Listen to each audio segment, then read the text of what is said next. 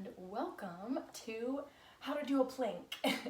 We're going to be talking about modifications and just basic form. First, I'm going to start with basic form for a normal average plank. If you Google a plank, this is how you should do it. And then I'm going to go over some modifications.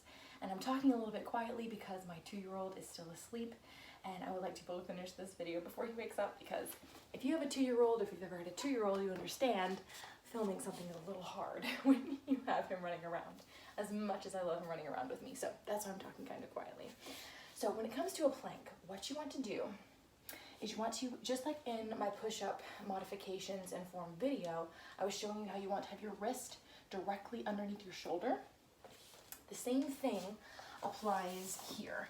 So what you're going to want to do is, as you get up into the plank, have a mirror or a camera or something and look into it and make sure that you're not back here, which is going to be harder on your core, or up here, but that your wrist is directly underneath your shoulder.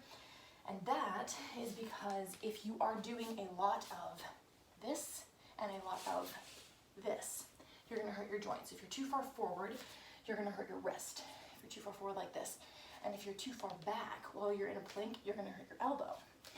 So rather than putting unnecessary pressure on your joints, just make sure that your wrist is directly underneath your shoulder. Now, if you have wrist issues, I suggest balancing on your fists like this. This way, you're not bending your wrist at that odd angle, and what this can do is you have a lot of nerves right here, and it can pinch those nerves if you already have issues. So instead, straighten out that wrist, make a fist, and then have your knuckles pointing out. So not like this, but like this. And that is your plank. Now it's going to be a little bit harder if you do it this way. This can also be hard on your knuckles and your fingers. So if you have arthritis, please talk to a doctor or a therapist before you do this kind of movement, because if you already struggle with arthritis, it could hurt your hands, but it's going to help your wrists. So if you're just a normal person with relatively healthy hands, but your wrists hurt, maybe from carpal tunnel, from sitting at a desk all day with a computer, try doing it on your fists and holding the plank with your fists on the ground. So once you can see that your wrist is directly underneath your shoulder, then I want you to focus on your core. I want you to bring your belly button to your spine. So what I mean by that is I want you to breathe out, and then I want you to breathe in. I want you to pull as you breathe in, or breathe out, sorry. As you breathe out, pull that belly button to your spine. So you're not holding your breath, you're not sucking in so much as you're pulling with your muscles. So you're not sucking in with your lungs, you're pulling in with your muscles and breathing out. And that's pulling that belly button into your spine, and it's also going to help pull your pelvic bone to your nose, which is going to help you keep a strong core. And when I say a flat back, this is what I mean. Pelvic bone to your nose, breathing out, belly button in. And what this is doing is this is bringing your core into the correct position where it can protect your back, where it can protect, especially if you're a lady who's had babies. I talk about this all the time, but it's going to really strengthen your transverse abdominis, which is kind of those muscles that make a corset around your waist. Now, everybody has a different shape, but it's going to help you get more of a tight core and an hourglass shape. Now, I'm not promising you that you're going to have an hourglass shape if you do this exercise, right? What I'm telling you is it's going to help you to have a stronger core, which is the point of fitness. The point of fitness is not to look good. The point of fitness is to have a strong body that can do what you need it to do.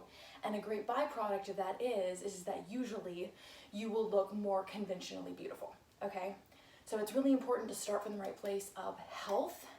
And then if you look great as a byproduct, that is awesome. But that's not the goal of fitness, right?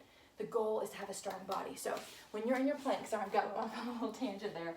But when you're in your plank, I want you to engage your core by really pulling that belly button to your spine to your spine and squeezing those abs. This is going to engage your core so that you can stay in this plank without hurting your back and without hurting your core, because if your core is just sitting there, if it's just loose, you're not going to get near as much ab work, but also when I release my core, I am going to start sagging and hurting my back, and it also can hurt my core by creating internal pressure, which is going to push out. And this internal pressure pushing out can really hurt this line that you'll see with people who have abs. When you can see that line, you have that too. It just might be underneath some fat. But what that line is it's connective tissue. And if you've had children, that connective tissue has weakened, right? So what you don't want to be doing is causing more internal pressure, like being pregnant again, right? Causing more internal pressure and causing that connective tissue to tear more and weaken more. A lot of abdominal exercises do that.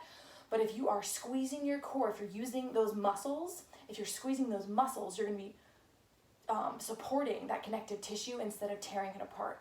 So really make sure that you squeeze your core, because if you don't squeeze your core, just by the natural processes of your body, you're going to cause internal pressure, which will pull away instead of pulling together.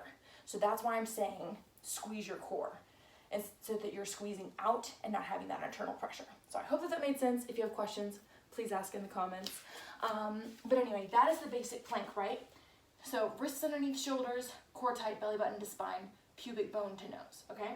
I know that was a lot of talking for the plank, but I just really want to help you understand the science and the anatomy behind the plank and why form is so important. It's better to not do an exercise as advanced as you can, which is why I'm going to show you these modifications, than to do it and hurt yourself. So if you feel like this is too much, and by that I mean if you're shaking a lot and you fall down, you feel like you're going to fall down, or if you feel like you can't do it, what I want you to do is to first try and see if you can do it off a stool. So what this is doing is it's taking a lot of pressure off your arms and off of your core, and it's putting your weight into your legs. So this is much easier for you to do. So again, I don't want you to be like this. I want you to have your wrists directly underneath your shoulders, core tight. It's the same principles, but you're up on a stool, and that's going to help you a lot with being able to do this movement.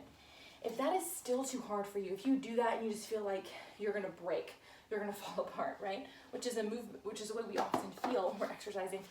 I want you to go down onto your knees and get into quadruped.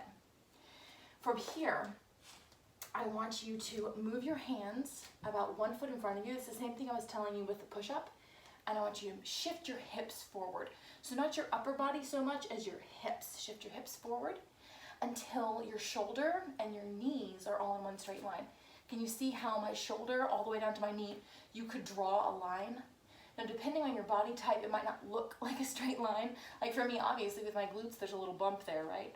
So what I want you to do is just to think of having a straight line from your bones, from your knee to your shoulder, and that is the plank that I want you to hold.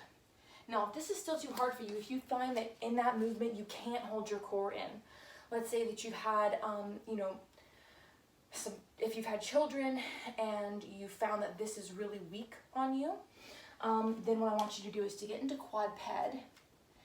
Again, wrists underneath shoulders, your knees are going to be underneath your hips. And you know how you do cat-cow, where when you look up, you arch your back. When you do this, you arch your back the other way. What I want you to do is I want you to come into neutral spine, so just resting. And then I want you to pull your core in. And see how when I pull my core in, how my back just starts to flatten. Now I have to think about that, but I'm not thinking about my back. I'm thinking about my core. And as I pull my core in, my back is going to become very flat. And then I want you just to hold this, okay?